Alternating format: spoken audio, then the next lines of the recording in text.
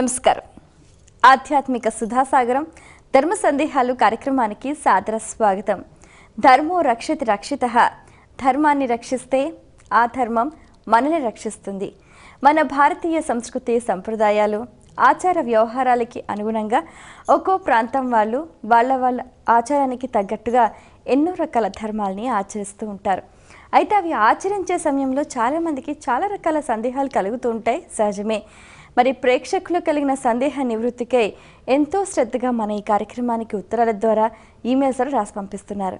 వాటన్నిటికీ శాస్త్రీయ సమాధానాలు అందించడానికి మన ముందున్నారు మీ అందరికీ సుపరిచితులైన ఆధ్యాత్మిక రత్న సూక్తి సుధాకర డాక్టర్ అన్నదానం చిదంబర శాస్త్రి గారు. వారితో మాట్లాడి మరిన్ని విషయాలు వారి మాటలో తెలుసుకుందాం. ఈనాటి కార్యక్రమాన్ని ప్రారంభిద్దాం. నమస్కారం అండి. నమస్కారం అమ్మా. మొదటి ఉత్తరం చూద్దామండి. రేఖ ఈమెయిల్ ద్వారా రాస్తున్నారు. దర్భలు పవిత్రమైనవి అంటారు, మరి ఎవరన్నా చనిపోయినప్పుడు ఉత్తర క్రియల్లో వీటిని ఎందుకు వాడతారు? దర్భలు యథార్థంగా పవిత్రమైనవి. దర్భలకి అటువంటి పవిత్రత రావటానికి ముఖ్యమైన కారణం ఉన్నది. ఏమిటంటే అది కద్రువ వినత వీళ్ళు పందెం వేసుకుని వినత కద్రువకి దాస్యం చేస్తూ ఉన్నది. వినత కుమారుడు గరుత్మంతుడు తల్లి యొక్క దాస్యాన్ని చూసి భరించలేకపోయాడు. ఎలాగైనా సరే తన తల్లి యొక్క దాస్యాన్ని తొలగించాలి, కద్రువ నుంచి ఆమెను విడుదల చేయాలి అని అనుకుని కద్రువని అడిగాడు, అమ్మ మా అమ్మ ఎలా విడుదలవుతుంది, దానికోసం నేనేం చేయాలో చెప్పండి, నేను ఆ పని చేస్తానన్నాడు. మహావీరుడు ఏదైనా సాధించగలడు కాబట్టి తన తల్లిని అలా కష్టాల్లో ఉండటం చూడలేక మాతృభక్తికి మంచి ఉదాహరణ గరుత్మంతుడు. అనేటప్పటికి కద్రువ ఆలోచించి చెప్పింది, నా బిడ్డలకి కనుక అమృతం తాగితే వాళ్ళకి శాశ్వతంగా ఉండిపోతారు అని ఆలోచించి నువ్వు దేవలోకం నుంచి అమృతాన్ని కనుక తెచ్చి ఇచ్చేటట్లయితే నేను మీ తల్లిని విడుదల చేస్తాను. వెంటనే బయలుదేరి వెళ్ళిపోయాడు గరుత్మంతుడు. వెళ్ళి అక్కడ దేవలోకంలో ఉన్నటువంటి ఇంద్రభటులని కూడా ఓడించి అక్కడి నుంచి అమృతాన్ని తీసుకురాబోతుంటే దేవేంద్రుడు, ఇది ధర్మం కాదు, అమరలోకం నుంచి ఇలా అమృతాన్ని తీసుకువెళ్ళటం తగినది కాదు, నువ్వు ఎంత శక్తివంతుడు అయినా కూడాను. ఎందువల్లంటే ఆయన వజ్రాయుధాన్ని కూడా గరుత్మంతుడు తోక ఒక్క రెక్కతో అలా నెట్టేసేయగలిగాడు. అంత శక్తి కలిగిన వాడు అవ్వటం వల్ల దేవేంద్రుడు సాత్వికంగా చెప్పాడు. అనేటప్పటికీ అప్పుడు గరుత్మంతుడు చెప్పాడు, నా తల్లి యొక్క దాస్యాన్ని విముక్తం చేయటం నాకు ముఖ్యము, నేను అక్కడికి తీసుకువెళ్తాను, అప్పచెప్తాను, ఆ తర్వాత మీ ఇష్టం, మీరు తీసుకువెళ్ళిపోతే నాకే అభ్యంతరం లేదని చెప్పి దేవేంద్రుడితో చెప్పి తీసుకొచ్చాడు. తీసుకొచ్చి ఏం చేశాడంటే అది అక్కడ గడ్డి మీద ఆ పాత్రని ఉంచి చెప్పాడు, ఇది పవిత్రమైనటువంటి అమృతము అమరలోకాన్ని నుంచి తెచ్చింది, కాబట్టి స్నానం చేసి పవిత్రంగా తీసుకుంటే బాగుంటుంది అని చెప్పాడు. చెప్పేటప్పటికి వీళ్ళందరూ స్నానానికి వెళ్ళారు. అమ్మ ఇదిగో అమృతం తెచ్చాను, నా వంత అయిపోయింది, మా అమ్మను విడుదల చేయమన్నాడు. విడుదల చేసేసింది, వినతం తీసుకుని వచ్చేసాడు. వెంటనే దేవేంద్రుడు వచ్చి ఈ అమృతం పాత్రను తీసుకెళ్ళిపోయాడు. వీళ్ళు స్నానాలు చేసి వచ్చేటప్పటికి ఇక్కడేం లేదు. అయితే వాళ్ళు ఏం చేశారంటే వచ్చి ఆ ఒలికినది ఏదైనా కాస్తన్నా ఉందేమో అనే ఆశతో దాన్ని నాకారు. ఆ గడ్డి ఏమిటి అంటే దర్భలు. అవి దర్భలు అవ్వటం వల్ల దర్భలకి చాలా పదును ఉంటుంది. అవి గీరుకుని వాళ్ళ నాలుకలు చీరిపోయాయి. అందువల్లే సర్పాలకి 2 నాలుకలు ఉంటాయి. ద్విజిఫులు అంటారు, పాములకి 2 నాలుకలు ఉంటాయి. అలా 2 నాలుకలు ఏర్పడటానికి ఇది కోత పట్టడం వల్ల.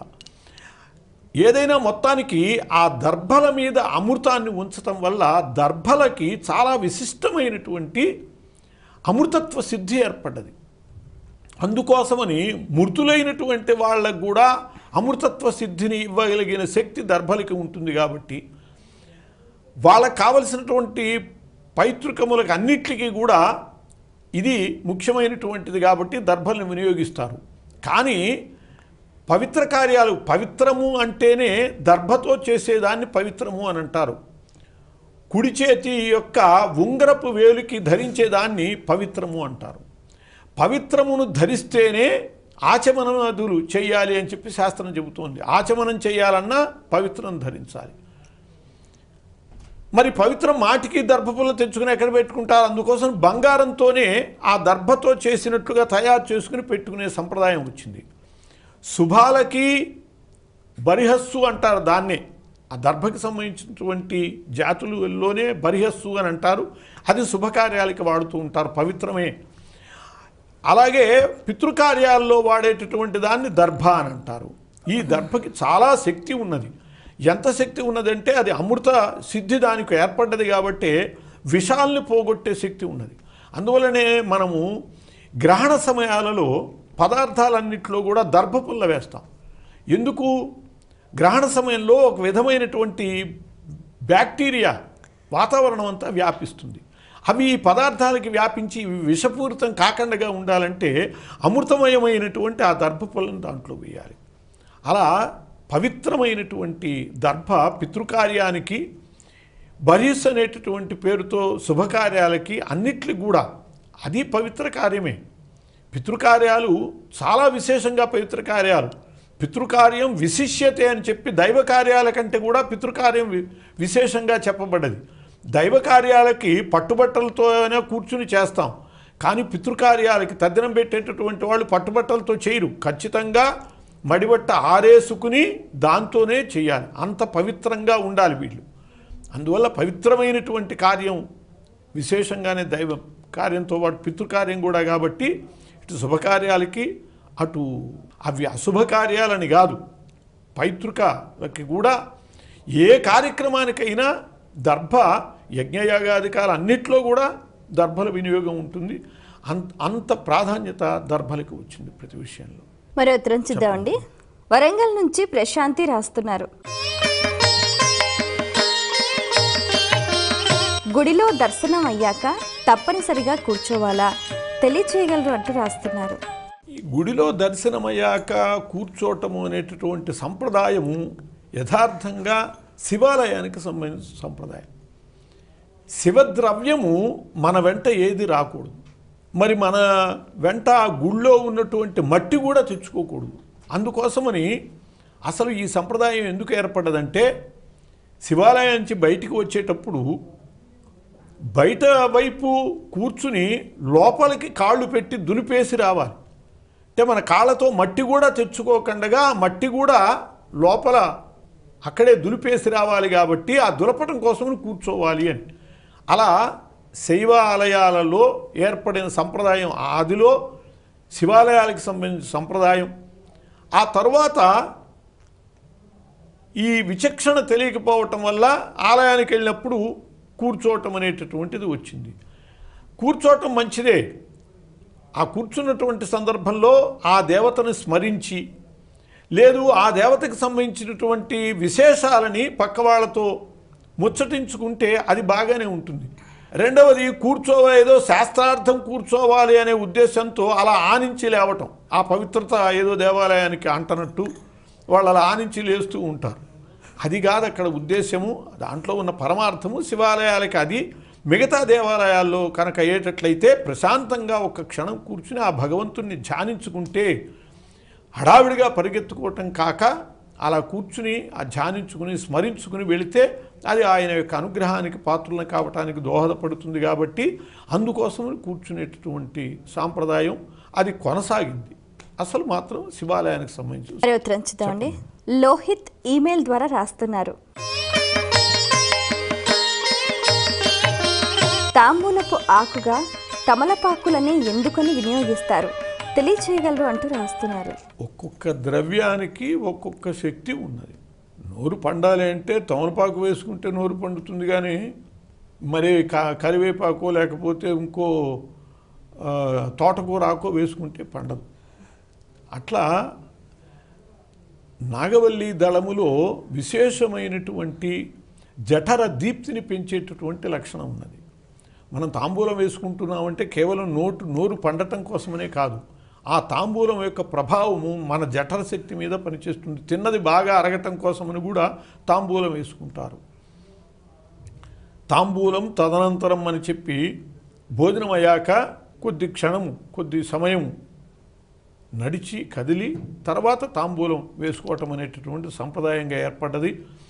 పూగీఫలై సమాయుక్తం నాగవల్లి దళైరుతం ముక్తాచూర్ణ సమాయుక్తం తాంబూలం ప్రతిగృహ్యతామని చెప్పి అట్లా ఒక్క నాగవల్లి అంటే తమలపాకు, ముక్తాచూర్ణం, ఆ సున్నం అనేటటువంటిది మనం వాడుతున్నాం. కానీ అసలు మొట్టమొదట్లో ముత్యం యొక్క పొడిని వాడేవాళ్ళు. వీటిని వాడటం వల్ల మనకి అనేక రకాల ఆరోగ్య సూత్రాలు దాంట్లో ఇమిడి ఉన్నాయి. అలాగే ఇంద్రియ పటుత్వం కూడా ఏర్పడుతుంది తాంబూలం వేసుకోవటం వల్ల. ఆ తాంబూలంలో చాలా విశేషాలు చెప్పబడ్డాయి. మగాకులు ఆడాకులు కూడా ఉంటాయి తమలపాకుల్లో. అవి శాస్త్రం చెప్పినటువంటి రీతిగా చూస్తే మగాకులు ఆడవాళ్ళు వేసుకోవాలి, ఆడాకులు మగవాళ్ళు వేసుకోవాలి. అలా వేసుకుంటే వాళ్ళకి సుఖము అని చెప్పి కూడా శాస్త్రము తాంబూలానికి సంబంధించింది కూడా చాలా శాస్త్రం చెప్పింది.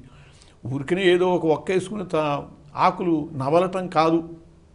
దాంట్లో అనేక రకాల పదార్థాలు, జాజికాయ, జాపత్రి, ఇవన్నీ కూడా వేసుకుని అవి అందులో కూడా మగ తాంబూలం వేరు, ఆడతాంబూలం వేరు.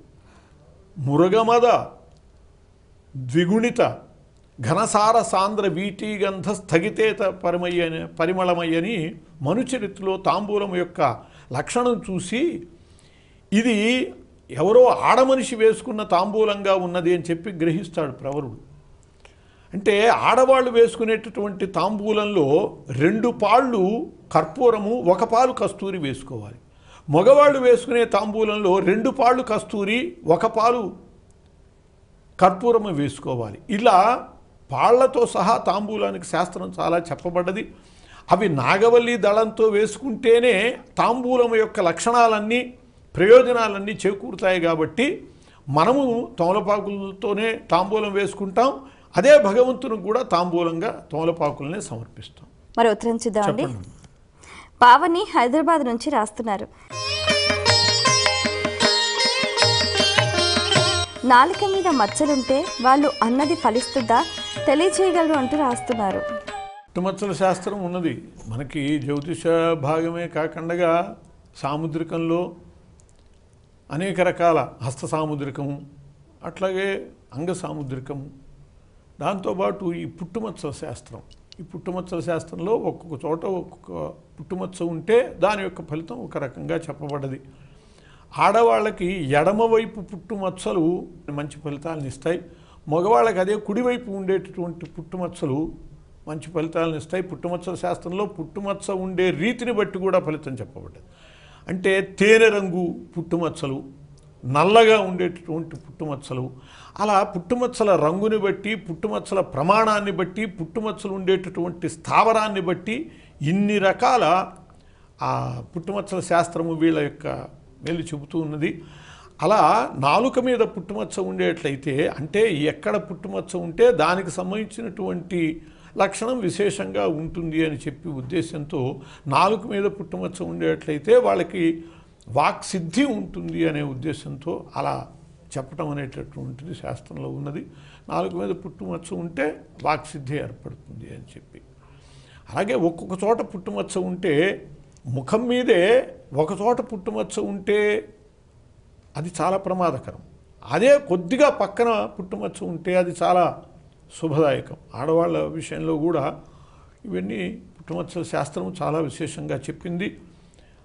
మామూలుగా సామెతగా కూడా అంటూ ఉంటారు, వాడి నాలుక మీద పుట్టుమచ్చ ఉన్నదిరా అని చెప్పి. వాడు అన్నది అవుతూ ఉంటే అది నానుడిగా అట్లా వచ్చింది. మరి ఉత్తరం చూద్దామండి. రవీందర్ గుంటూరు నుంచి రాస్తున్నారు. పాలు పొంగకుండా ఉండాలంటారు, మరి ఇల్లు మారేటప్పుడు పాలు పొంగిస్తాం కదా, తెలియచేయగలరు అంటూ రాస్తున్నారు. పాలు పొంగకండగా ఉండాలి అనేది ఏమి నియమం కాదు. పాలు పొంగకుండా ఎందుకు ఉండాలంటారంటే రోజు పాలు పొంగిపోతూ ఉంటే నష్టం, అందుకోసం అంటాం తప్పితే పాలు పొంగటం అనేటటువంటిది మంచిదే. పాలు పొంగితే ధనం పొంగుతుంది అని కూడా శాస్త్రం ఉన్నది. అందువల్ల పాలు పొంగించటము అనేటటువంటిది అంటే అగ్నిహోత్రునికి సమర్పణ చేయటం. అగ్నిహోత్రునికి సమర్పణ చేసింది ఏదైనా సరే అది మేలుకే దోహదం చేస్తుంది. ఉదాహరణకి ఒక ఇంట్లో దొంగలు పడి దోచుకు వెళ్ళారు, అదే పక్కవాడి ఇంట్లో అగ్ని పడి ఆహుతైపోయింది ఇల్లు. ఈ ఇద్దరిలో ఎవడు తొందరగా కోలుకుంటాడు అంటే అగ్నికి ఆహుతైనటువంటి వాడే తొందరగా కోలుకుంటాడు. ఎందుకంటే అగ్నికి సమర్పితమైనటువంటి దాన్ని అగ్ని ఏదో రూపంగా మళ్ళీ సమర్పిస్తాడు అని చెప్పి, దొంగకి సమర్పితమైంది మళ్ళీ వాడేం సమర్పిస్తాడనేటటువంటి నియమం లేదు. శాస్త్ర ప్రకారము అగ్నికి సమర్పణ అనేటటువంటిది అన్ని రకాల మేలే తప్పితే కీడు కాదు. అందువలనే వంట వండేటప్పుడు కూడా స్టవ్లు వచ్చాక కాదు కానీ పొయ్యతో వంట చేసేటప్పుడు ఎసర్లో బియ్యం పోస్తూ ముందు అగ్నిహోత్రుడికి కొంత సమర్పించేటటువంటి పద్ధతి కూడా ఉండేది.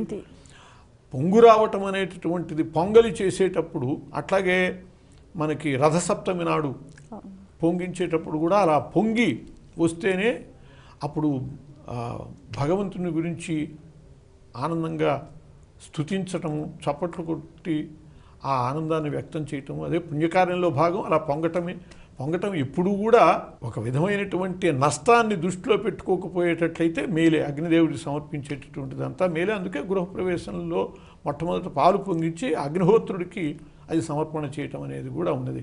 అసలు పొంగలి అంటే పొంగేదే పొంగలి, పొంగినప్పుడే అది పొంగలయ్యేది. మరి ఉత్తరం చూద్దామండి. హైదరాబాద్ నుంచి ధనుంజయ్ రాస్తున్నారు. గుమ్మడికాయను గుమ్మం పైన కడితే దిష్టి పోతుందా తెలియచేయగలరు అంటూ రాస్తున్నారు. కొన్ని ద్రవ్యాలకి కొన్ని రకాల శక్తులు ఉన్నాయి. గుమ్మడికాయలకి, నిమ్మకాయలకి వీటికి ఉండేటటువంటి శక్తి ప్రత్యేకమైనటువంటిది. కొబ్బరికాయలు దుష్టిని పోగొట్టేటటువంటి శక్తి వీటికి ఉన్నది. అలాగే వాటిలో ఉండేటటువంటి దుష్ట శక్తుల్ని పోగొట్టేటటువంటి శక్తి కూడా ఉన్నది. అలాగే బలిహరణం అనేవి కూడా వీటిని వినియోగించుకుంటూ ఉంటారు. అందువల్లే గృహప్రవేశం జరిగేటప్పుడు కొబ్బరికాయలు కొట్టడం గుమ్మం దగ్గర, గుమ్మడికాయ మీద కర్పూరం వెలిగించి ఆరతిచ్చి నేలకేసి కొట్టడం, నిమ్మకాయలు కోసి కుంకుమలు అద్ది చెరో వైపున వదిలిపెట్టడం, ఇవన్నీ కూడా బలిహరణలో భాగాలు. ఒకప్పుడు జంతు బలి జరిగేది. ఆ జంతు బలి స్థానంలో దాని బదులుగా వీటిల్ని కూష్మాండ బలి ఇటువంటి వాటిని అట్లాగే నిమ్మకాయల్ని సమర్పించటము ఇవి బలిహరణగా ఇవ్వబడేటటువంటి పరిస్థితి వచ్చింది. అట్లాగే దృష్టి దోషాన్ని పోగొట్టేటటువంటి శక్తి గుమ్మడికాయకి ఉన్నది. అందుకోసమని ఆ గుమ్మడికాయని కట్టడం, గుమ్మం మీద కట్టడం, అది కుళ్ళిపోతే తప్పకుండా ఎవడో చాలా దృష్టి దోషం దీనికి తగిలింది, అందువల్లనే ఇది కుళ్ళింది అని చెప్పి కూడా అనుకోవటం ఉన్నది. ఆ ఒక్క మంచి సమయాల్లో సంక్రాంతి ఆ సమయాల్లో ఆ గుమ్మడికాయని తీసేసి మళ్ళీ కొత్త గుమ్మడికాయ పెట్టడం, ఇవన్నీ కూడా దృష్టికి ఉన్నటువంటి దోషాన్ని నుంచి బయటపడటం కోసమని, ఇంటికి కానీ ఇంట్లో ఉన్న వాళ్ళకి కానీ మేలు జరగటం కోసమని అలా చేస్తూ ఉంటారు. దానిలో ఖచ్చితమైనటువంటి ప్రయోజనం ఉన్నది. గుమ్మడికాయకి దృష్టి దోషాన్ని పోగొట్టేటటువంటి శక్తి ఉన్నది. ఆ గుమ్మడికాయ కట్టే బదులు ఇప్పుడు ఏం చేస్తున్నారంటే ఏదో రాక్షస బొమ్మలు, దిష్టి బొమ్మలు అని, దిష్టి యంత్రాలని వాటిని అమ్ముతున్నారు. డబ్బు పెట్టుకొని తీసుకొచ్చి అది కట్టేస్తే అది చెడేది కాదు, అలా పడి ఉంటుందిలే అని చెప్పి అవి కడుతున్నారు. కానీ వాటిలన్నిటికంటే శ్రేష్టమైనది గుమ్మడికాయ కట్టడం. మరి ఉత్తరం చూద్దామండి. గాయత్రి విజయవాడ నుంచి రాస్తున్నారు. అరుంధతి నక్షత్రం కనిపించదు కదా, అయినా పెళ్లిలో ఈ నక్షత్రం చూడమంటారెందుకు తెలియచేయగలరు అంటూ రాస్తున్నారు. అరుంధతి నక్షత్రాన్ని చూడాలి, చూడటం కోసమనే శాస్త్ర విధి. అందువల్లనే అరుంధతి నక్షత్రం దర్శనం అయ్యేటప్పుడే అరుంధతిని చూడాలి. ఈ పెళ్లి తంతులో హడావిడి కోసమని పగటి ముహూర్తంలో చేసినప్పుడు ఈ తంతు కూడా పూర్తి చేసేసేద్దామనేటటువంటి ఉద్దేశంతో అలా వచ్చేసి పడమర దిక్కు చూపించి ఆ సప్తర్షి మండలానికి అనుబంధంగా ఉండేటటువంటి ఆ అరుంధతిని చూసినట్లుగా అదిగో అరుంధతి అంటాం అని అంటాం వచ్చేసేయటం జరుగుతుంది. అదంతా కేవలము ఒక కృత్రిమమైనటువంటి కార్యక్రమంగా జరుగుతున్నారు. కానీ అరుంధతి నక్షత్రం వచ్చినప్పుడే అరుంధతిని చూడాలి. ఆ అరుంధతిట చేటుకాలం వచ్చిన వాళ్ళకి కనపడదుట. చేటుకాలము దాపురించిన వారు దీప నిర్వాణ గంధమును అరుంధతిని మిత్రవాక్యమును మూర్కొనరు కనరు వినరు అని చెప్పి నీతి చంద్రికలో చిన్నయ్య సూరి చెబుతాడు. చేటుకాలం దాపిస్తే అరుంధతి కనపడదుట. కాబట్టి అందుకోసమని కూడా అరుంధతి దర్శనం చేయటం మంచిది, మేలు. అయిగా అరుంధతి పరమ పతివ్రతా శిరోమణి, వశిష్ఠ మహర్షిని ఏనాడు వీడి ఉండలేదు. అందువలనే సప్త ఋషులలో మిగతా ఋషులకెవ్వరికి కశ్యప, అత్రి, భరద్వాజ, విశ్వామిత్ర, గౌతమో, జమదగ్ని ఈ 6గురికి భార్యలు పక్కన ఉండరు. ఒక్క వశిష్ఠుడి భార్య మాత్రమే, అరుంధతికి మాత్రమే సప్తర్షి మండలంలో ఆమెకి స్థానం ఏర్పడ్డది వశిష్ఠ మహర్షి పక్కన. అంటే ఏనాడు కూడా భర్తను వదిలిపెట్టనటువంటి ఆ అన్యోన్యత అరుంధతి వశిష్ఠులది. కాబట్టి అలా వీళ్ళు కూడా కలిసిమెలిసి అన్యోన్యతగా ఉండాలి. ఆ స్త్రీ పతివ్రత శిరోమణిగా అరుంధతిలాగా ఉండాలి, వశిష్ఠుడు ఆమె యందు అటువంటి ప్రేమానురాగాలతో ఉండాలి వశిష్ఠుడిలాగా అని ఈ భావనతో దర్శనం చేయమని అంటారు. అవి వచ్చినప్పుడే దర్శనం చేసినట్టు పద్ధతి, కానీ ఏదో అయిందనిపించి ఊరికి నాటి దిక్కు వేలు చూపించి చూశాను అంటాం, అది సరైన పద్ధతి కాదు. అరుంధతిని చూడటమే ప్రధానం, అరుంధతి వచ్చినప్పుడే చూడాలి. చాలా సంతోషం అండి. మీ అమూల్యమైన సమయాన్ని కేటాయించి మా ప్రేక్షకుల ధర్మ సందేహాలకు శాస్త్రీయ సమాధానాలు అందించినందుకు ధన్యవాదాలు. ధన్యవాదాలు, నమస్కారం. వీక్షించారు కదండి, ఇది ఇవాల్టి మన ధర్మ సందేహాలు కార్యక్రమం. మీకు కూడా ఏమైనా ఆధ్యాత్మిక ధర్మ సందేహాలు కలిగితే మా ఈ కార్యక్రమానికి మీ సందేహాల్ని క్లుప్తంగా, సూటిగా, స్పష్టంగా పోస్ట్ కార్డ్పై లేదా ఈమెయిల్స్ ద్వారా రాసి పంపించండి. మా చిరునామా ధర్మ సందేహాలు, కేర్ ఆఫ్ భక్తి TV, road number 92, Jubilee hills, Hyderabad 5,96,000. మా ఈమెయిల్ ఐడి bhaktihyd@gmail.com. మరో కార్యక్రమంలో మళ్ళీ కలుసుకుందాం. అంతవరకు సెలవు, నమస్కారం.